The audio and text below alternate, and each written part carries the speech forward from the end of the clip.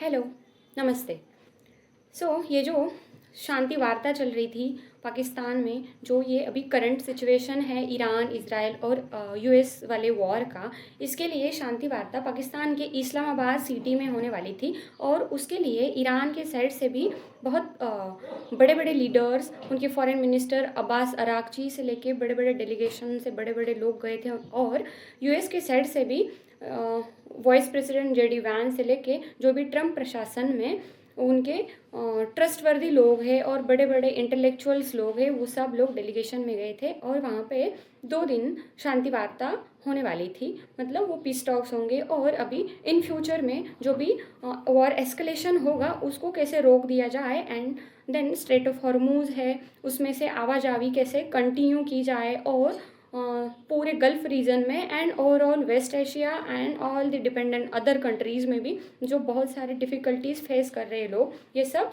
Normalise हो जाए situation. और जो एग्जिस्टिंग वॉर एंड एस्केलेशन, ये सब जो अटैक्स होते हैं यूएस के साइड से, ईरान के साइड से, इवन इज़राइल के साइड से, ये सब बंद हो जाए, इसके लिए ही एक्चुअली ये डेलीगेशन था।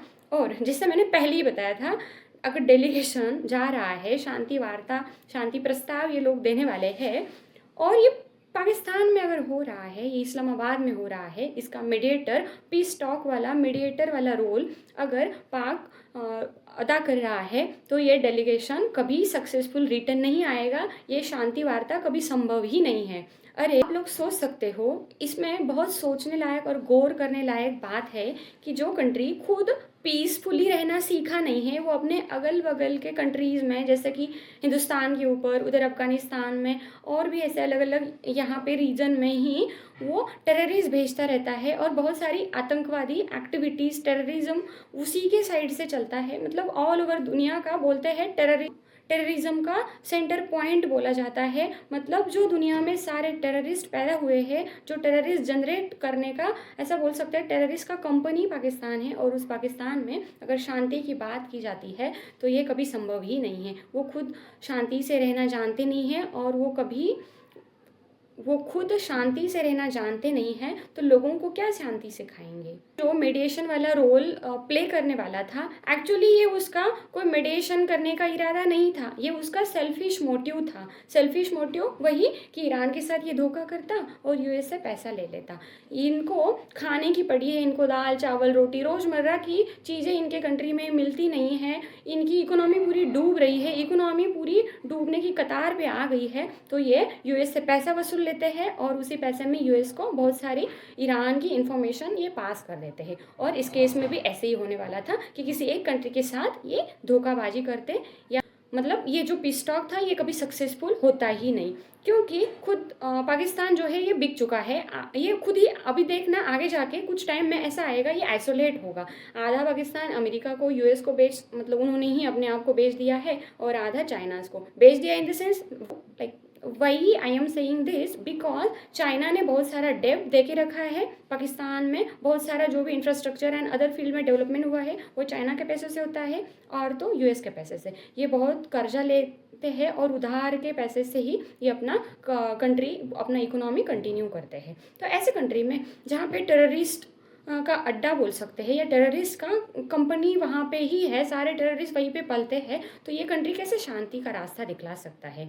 ये कोई इंडिया जैसा कंट्री तो है नहीं। इंडिया ने दुनिया को हमेशा शांति का रास्ता दिखाया है, तो हम लोगों की बात थोड़ी अलग हो सकती थी अगर पाकिस्तान को इन लोगों ने चुना है। मतलब यूएस को पहले ये थोड़ा समझना चाहिए था कि हम लोगों को ये सोचने में मजबूर कर रहा था, और बड़ा ही क्वेश्चनेबल ऐसा साइन था कि यूएस ने पाक को अपना मीडिएटर रोल के लिए क्यों चुना। ऑलरेडी जो भी एफएटीएफ में यूएस के द्वारा और यूनाइटेड नेशन सिक्योरिटी काउंसिल और यूएनएफसी, इन सब के द्वारा जो भी बैन की गए सैंक्शन टेररिस्ट है वो पाकिस्तान में रहते हैं, तो भी इन लोगों ने पाक को क्यों चुना।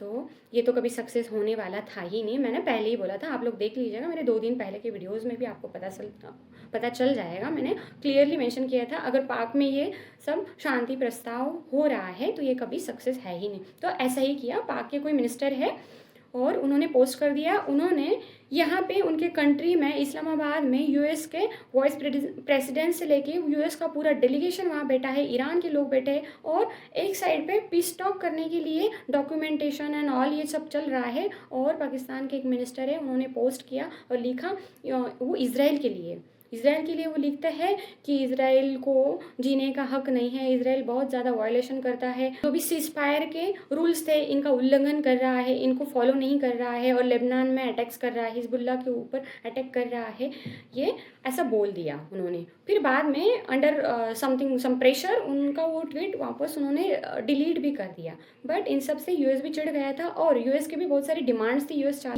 यूएस चाहता है कि ईरान ने अपना जो भी एटॉमिक एनर्जी से रिलेटेड प्रोग्राम है उसको स्टॉप कर देना चाहिए और ईरान चाहता है कि वो स्टॉप नहीं करेगा और हरमुज़ के ऊपर भी कंट्रोल चाहते हैं। बस ये वॉर हरमुज़ के ऊपर कंट्रोल चाहिए, इनको पूरा पावर चाहिए, पैसा चाहिए, इसीलिए उनके जो भी सारे थॉट्स थे वो मैच ही नहीं हो पाए और एक भी दोनों तरफ से कोई भी वो अंतिम निर्णय तक पहुंच नहीं पाए। और ये खुद जेडी वैंस ने बता दिया कि हमारा जो करने के लिए गए थे पीस टॉक, वो हमारा जो एम था, मोटिव था, वो कंप्लीट फुलफिल हो ही नहीं पाया है क्योंकि हमने बहुत प्रयास कर लिए लेकिन दोनों पक्ष की तरफ से हम लास्ट फाइनल डिसीजन तक नहीं पहुंच पाए, इसलिए पीस टॉक हुआ ही नहीं है। तो गाइस अभी देखने लायक है, पता नहीं है ये बहुत ही डरावना भी हो सकता है आगे जाके और एस्केलेशन करके, पता नहीं और भी कितना भयानक वॉर मतलब कंटिन्यू होगा या फिर स्टॉप हो जाएगा, हम कुछ नहीं बता सकते। एक्चुअल में बहुत सीज फायर मतलब परमानेंट पीस के लिए बहुत सारे कंट्रीज़ ने इन लोगों के साथ बात करके ये करना चाहिए, अदरवाइज़ ये दोनों का जो वॉर होगा ये पूरी दुनिया को बर्बाद कर सकता है। ये बहुत ही डिफ़िकल्ट फेज़ है हम सब लोगों के लिए। हम बस प्रे कर सकते हैं गॉड अल्लाह ईश्वर जो भी है, एक सृष्टि की जो भी एक ताकत है, इनको थोड़ा अच्छा ज्ञान दे, इनकी बुद्धि में इनकी अल्प बुद्धि को थोड़ा विकसित करे और ये पीस हो जाए और पूरा वॉर का दी एंड हो जाए। हम बस यही प्रे कर सकते हैं, हमारे हाथ में तो कुछ है नहीं, बट देखते हैं ये लोग क्या करते हैं क्योंकि वॉर तो कभी सॉल्यूशन है ही नहीं। ये पूरा ह्यूमैनिटी के लिए बहुत ही ख़तरनाक चीज़ है। तो हम लोगों ने कभी वॉर को प्रमोट ही नहीं किया है, मतलब एटलीस्ट हम इंडिया की बात करें तो हम कभी वॉर का सपोर्ट ही नहीं करते हैं, लेकिन ये लोग अब जो कर रहे हैं ये बहुत रॉन्ग है। तो let's pray that everything should get normalize and ये स्टॉप हो जाए एक दिन। तो गाइस आपको इन्फॉर्मेशन कैसी लगी प्लीज़ ज़्यादा से ज़्यादा लोगों तक शेयर कीजिए, लाइक कीजिए और मेरे चैनल को सब्सक्राइब कीजिए अगर अभी तक नहीं किया है तो। और ख्याल रखिए अपना।